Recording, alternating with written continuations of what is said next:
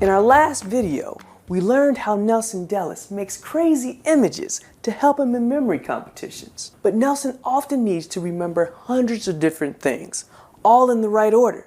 How does he do it? He uses a technique that's been used for thousands of years, the memory palace technique. Modern research has shown that using this technique changes your brain and helps you to start improving your memory. Think about a place you know really well, like your home. You can use your mental map of your home as a sort of notepad to remember items on a list. All you do is take whatever you want to remember and then mentally put funny versions of those items in the room of your home as you walk through it. Let's say you want to remember some things to get at the store.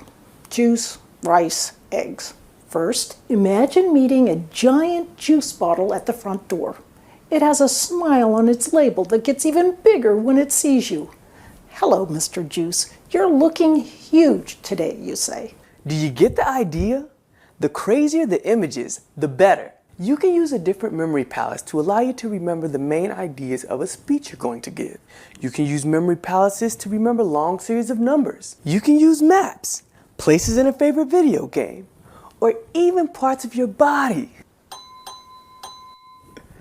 You can revisit a memory palace whenever you want, when you're standing in line or waiting on a friend. Revisiting memory palaces strengthens those brain links. Here are some other ideas to help you remember. Make up rhymes about what you're trying to remember. Sometimes there are already funny rhymes that other people have made up. Try Googling reactivity series rhymes. Make up a metaphor for a concept you're trying to understand and remember. The sillier, the better. Take good notes and write them by hand. Don't type them. Imagine yourself as the object or the idea that you're trying to remember and understand. What's it like to be a neuron? Or a thundercloud? Or a tiny molecule of water? This might sound kooky, but it really works. You can think of a number as having a personality or shape, like one of your favorite TV or movie characters. Number 7, remember, is your favorite superhero, his arms pointing forward as he's about to leap forward. Number 9 is a balloon. Teach someone else what you're trying to remember. This will do a lot to help the information stick in your mind. Don't forget how important sleep is to help you remember. Quite a few of our suggestions in this video require you to be creative. You might say, "I'm not a creative person," but you'll find that if you just practice, you'll gradually get better. So, back to Nelson Dellis. Did he win the U.S. Memory Championship? Yes. He not only won it, but he won it for the 4th time. Yay for the power of memory tricks. We've shared some great techniques in these videos that can help you more easily store what you're learning in your long-term memory. Now we'll go further. We'll show you how to become an expert. Becoming an expert takes a little doing, and sometimes it can result in funny disasters. As you'll see, my daughter Rachel has a little problem learning to drive a car. I'm Barb Oakley. I'm Greg Hammonds. And I'm Terry Sinofsky. We and Arizona State University wish you happy learning.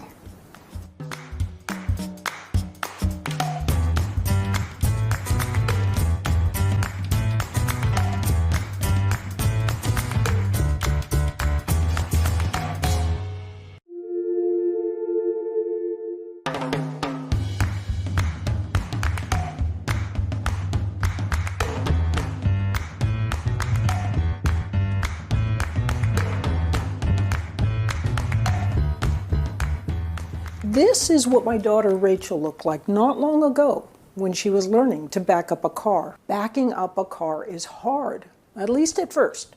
Should you look in the mirror or over your shoulder or in front of you? Too much to think about. In this video, I'm going to show you that building strong sets of brain links is even more important than you think. Why? Because sets of brain links help you to easily handle complex information. And besides, we want to learn what happened to Rachel while she was learning to back up the car. Now remember, a brain link is made when axons and dendritic spines link together through synapses. You make a strong brain link when you learn a concept well. Your attentional octopus can easily zap and make a connection with a solid brain link. When you are first trying to figure something out, your attentional octopus, that is, your working memory, is busy. All four arms of your octopus are juggling information. They're trying to put the ideas together so they're connected and make sense.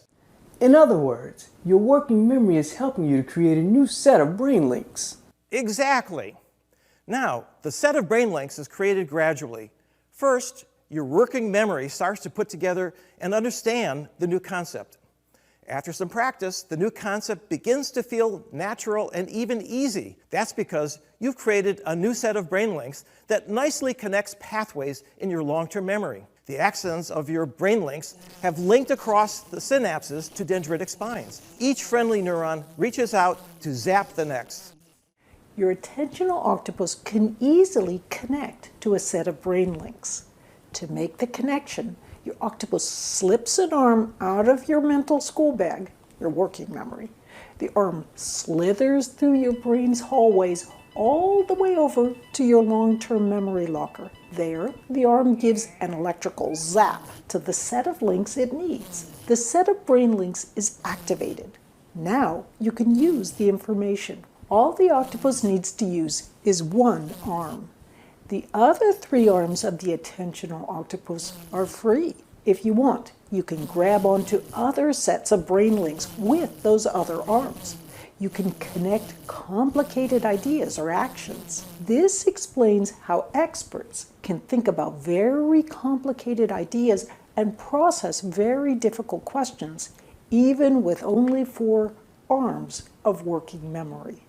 Expert soccer players, airplane pilots, historians, musicians, mathematicians, and scientists, experts of any kind, have one thing in common: lots of solid sets of brain links. Short ones, long ones, and everything in between.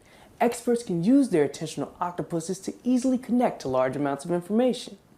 Here, though, is one important point. Just understanding a concept does not create a set of brain links. If you watch someone to understand how to back up a car, could you really learn how to back up a car? Or understand how to play tennis just by watching a tennis game on TV? If it was that easy, all of us could be top tennis players. Alas, brain links are created through practice. Let's go back to when Rachel was learning to back up a car. It was stressful, but she practiced and practiced with plenty of feedback every time she made a mistake. Eventually, Rachel made a strong backing up set of brain links. You can also think of it as her mental mice having made wide, clear trails.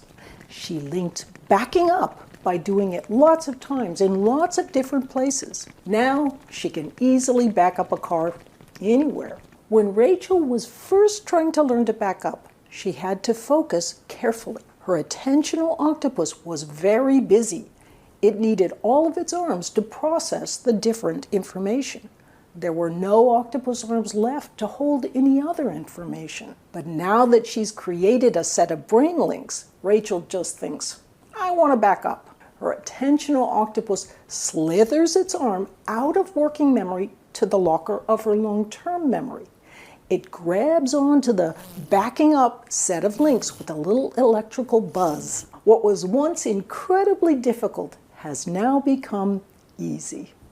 Practice is the key to building solid sets of brain links. But the way you practice is important. When you've got an idea well linked, it feels good to practice because it's so easy. But this can turn into lazy learning. Practice of the easy stuff you already know. The best way to learn more rapidly is to avoid lazy learning the easy stuff. Instead, focus on what you find more difficult. Now, let's get back to Rachel in the car. Let's find out what happens when Rachel is distracted. I'm Barb Oakley. I'm Greg Hammonds. And I'm Terry Sinofsky. We and Arizona State University wish you happy learning.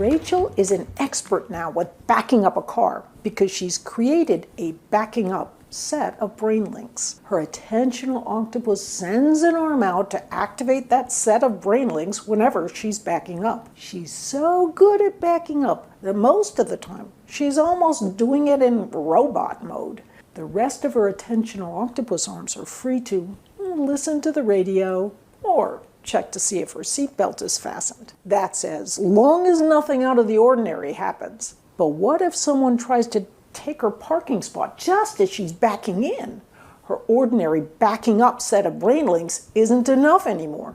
Suddenly she needs to snap out of robot mode. She needs all of her octopus arms. That means she has to stop thinking about anything else.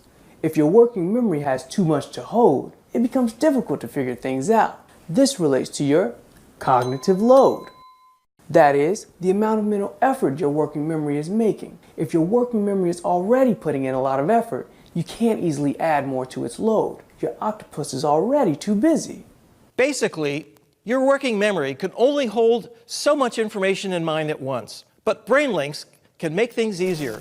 This is because your working memory can pass off the routine parts of your mental processing to the brain links. They're kind of like mental helpers or like subroutines in a computer program. Brain links help free up your working memory for the harder things that you're focusing on. So we've learned two important traits of your attentional octopus. It only wakes up and goes to work when you focus, and it only has a limited number of arms, which means it can only hold so much information at once. Distraction makes things more difficult for your octopus. It's like putting one of its arms in a sling.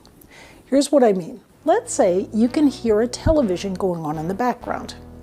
Hearing the sound takes up one of your octopus's arms, even when you don't think you're listening. If you're distracted, your working memory can't do its job as well because your octopus has fewer arms to hold on to things. Can you imagine peeling a banana with only one hand instead of two? There's another problem your attentional octopus can encounter. That's when you keep switching your attention. Attention switching makes your octopus tired. Here's an example. Let's say you're writing a report about chili peppers. Your friend walks in and starts talking about last night's party. Your attentional octopus lets go of the chili pepper set of brain links to grab onto what your friend is saying. When your friend leaves, your octopus has to take time to get its arms wrapped all back around the chili peppers. This is tiring. So, the lesson is, avoid distractions and interruptions when you're focusing on your studies. It drains part of your brain's learning power. Before you begin to create brain links, what you're learning can often seem difficult and not very fun. For example, do you remember when you were first learning to ride a bicycle? It was hard to just stay upright. You crashed sometimes. It hurt. But once that first, more difficult learning stage passed, you could just jump on the bike and ride. You had become an expert. Terrific! So the important point here is that sometimes you don't enjoy what you're learning when you're still in the early stages. It will get easier and more fun.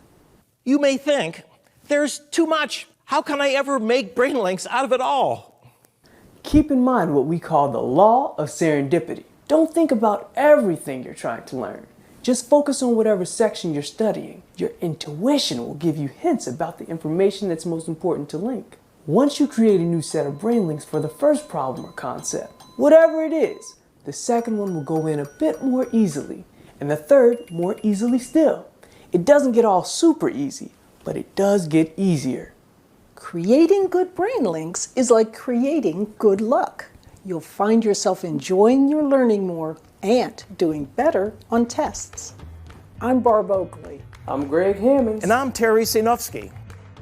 We and Arizona State University wish you happy learning.